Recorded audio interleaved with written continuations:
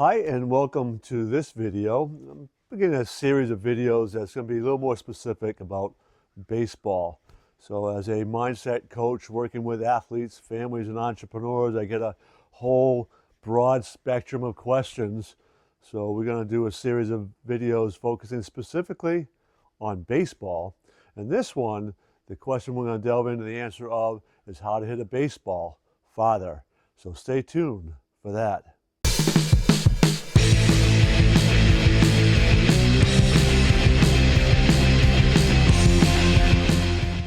First part of this video, we're going to explore the mechanics of the baseball swing and discuss how that impacts being able to hit a baseball farther. We're then going to be looking at the strength and conditioning aspect of athletics in general, but in this case specifically about hitting a baseball. Third, we'll be looking at the mindset and the psychology of that, being able to get into that flow state and manage your state that's going to assist you in being able to hit the ball farther. Then we're going to be looking at the beliefs you have and how that aspect shapes your ability to hit a baseball. And of course, we're going to be looking at a real life example of one of the greatest hitters of all time.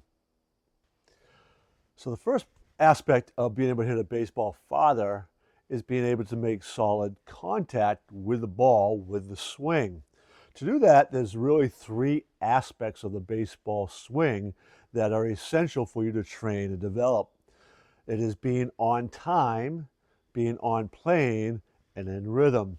So being on time means that you are making contact with that baseball in basically what they refer to as three different zones. The A-B zone would be where you're getting the ball a little bit out in front of the plate, and you're going to be hitting that ball, you're pulling the ball. So whether you're righty or lefty, you're going to be hitting it from left center field to the left field foul line. If you're righty, it's from right center field to the right field foul line. The BC zone is that second zone where you're kind of right over the middle of the plate, and that's where you're going to be driving the ball up the middle. So that's from like left center field to right center field. And the last, the CD zone, is where you're a little bit in the back part of the plate, and that's where you're going to be driving the ball to the opposite field. So if you're righty, you're hitting it to right field, and if you're lefty, you're hitting it to left field. So that's the aspect of timing, right? You want to be able to hit the ball within those zones so that you're keeping the ball in play and you're making solid contact with it. The next aspect is being on plane. So the pitch is coming at a downward angle, and depending on what type of pitch is being thrown will depend on what that angle is. A fastball is the easiest pitch to be on plane at, and that is where your swing, which is really a slight upswing, because you're going to try to match that swing plane to the same plane as that pitch coming in, that allows you to keep the head of the bat in that hitting zone longer than if you were not on plane. It shortens it up. There's a great diagram in Ted Williams' classic book, The Science of Hitting, that shows that perfectly. But that's the second part, is being on plane. And the other part's being in rhythm. And that's when your entire body is in sync and everything is working together. Now, you can be on time where your bat is contacting the ball in one of those zones, and on plane, but out of rhythm. And that is like maybe your hands are further out in front, your rotation isn't quite in the same timing that it needs to be. That's what we're talking about with being in rhythm. Sometimes you've seen guys hit these one-handed swings that are still line drives, and they still fall in for hits, but they weren't in rhythm, so the ball wasn't hit as hard. But because they were on time and in rhythm, or on plane, they still get a hit. And you can tinker around with any one of those, right? If you aren't on time, you're going to foul the ball off, or you're going to miss it completely. If you aren't on plane, you might hit a little chopper or a pop-up, or even a fly ball, right? You aren't exactly on plane. So those three aspects of the swing are crucial if you're going to hit the ball farther.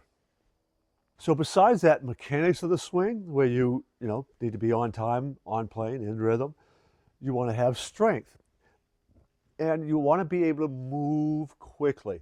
It's a rotational element, the swing, so your hips and your legs are driving all the power. So your ability to rotate quickly will allow you to wait longer on the pitch and really generate the bat speed and the circular rotational speed that you need. And of course, strength is part of that. So there's both the explosive quickness as well as strength that you need to train, and you want to be able to train that rotational aspect of that as well.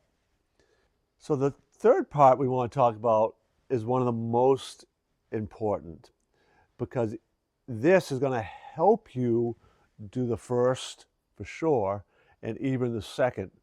And this is being in that flow state. So being in the flow state, several things are going on. When you're in that state, the tension in your body is completely different, which allows you to move quicker, more fluidly. Thus the idea of the flow state. Everything is just, you aren't even thinking about it. It's just happening. It's happening quickly and powerfully. The other aspect, that if you talk to any great hitter, if you've played the game for any length of time, you know this to be true. And that is when you're in that state, when you're really in the zone, the ball looks bigger. It looks bigger and it looks like it's moving slower. They will often use metaphors about the ball looking like a beach ball or a volleyball or a softball. And the size of that ball that they're using the metaphor on helps determine how well they are seeing it out of the pitcher's hands, so they can react in order to be on play and in rhythm and on time. That is crucial, and that is state related. And there's a lot more that can get you out of that state than there are that then it's easier to be able to maintain that and get in that state consistently. But if you could do that consistently, one hit every 3 at-bats, or 3 games, one hit in every 3 games in the course of a Major League Baseball season results in about a 50-point difference in your batting average, right? So being a 250 average hitter to a 300 all-star is about 1 hit every 3 games. And that is in large part based on your ability to maintain your state. The next aspect, which influences your ability to get into that state and influences exactly how your brain sees the ball, and that's the beliefs you have. So you have certain core beliefs that you need to be able to have to be a good hitter. And one of them is this confidence that you can get a hit. You got to have that belief that anytime you step into that batter's box, you have the ability to get a hit. You have that ability to hit the ball hard. So there's some core beliefs that are essential, and most people have limiting beliefs in their background that need to be cleaned up. There's some things there that are holding them back. And it could be situational beliefs, beliefs about the type of hitter you are with no strikes, 1 strike, 2 strikes, in pressure situations. All of these are going to impact your ability to see and recognize the ball. One of the examples I use how this plays out are those kind of images that are like 3D images, or an image that has 2 different pictures in it depending on how you look at the picture. And you might only see one image until somebody points out the other image, and then you can begin to see it. And that's that idea of some of the beliefs that you have in baseball that are going to impact how well you see the ball. And there is game management aspects that play into that, knowing the pitcher, knowing what to expect from the pitcher, knowing their tendencies. All that will play in at a little bit more conscious level than the unconscious core beliefs that you need to make sure are lined up. So for a real life example, we're going to look at one of the greatest hitters of all time, Ted Williams. Ted Williams was noted for his incredible ability to hit for power and average. He wrote probably the preeminent book on hitting, and he called it The Science of Hitting. And a large part of that book was about swing mechanics and the being on playing on time and rhythm. But he did also talk about the mental aspect of hitting. And Ted Williams was fanatical about this and not allowing any distractions. If all of a sudden he would see a cloud that would come in or something, he'd call a timeout and step out of the box. Anything that interrupted his state management, he'd call timeout and readjust. That ability to get in that state was instrumental in his ability to hit for not only high average, but for the power. His ability to see the ball out of the pitcher's hand was well known. Yes, he did have great vision, but so much of this was state related. This was back in the days before batting helmets and all, and he would talk about having to make sure his cap fit just right. And if it was too low or too high, or all of a sudden he felt it, he'd have to readjust it. Nothing could get in his way of focusing on that pitch in that moment. That is that state management that was so crucial and made him perhaps the greatest hitter of all time. I invite you to subscribe to our channel and check out all the videos we have. There are videos on lots of different topics, and we're adding more all the time. So go ahead and subscribe and check those out. But you also might be very much interested in registering for our free webinar, Empower and Excel, which is go into a lot more detail about some of the topics that we talked about today. You'd find the link to that registration page in my description for this video. So just go there, click on the link, look for the Empower in Excel title, and register for that, and check that video out today.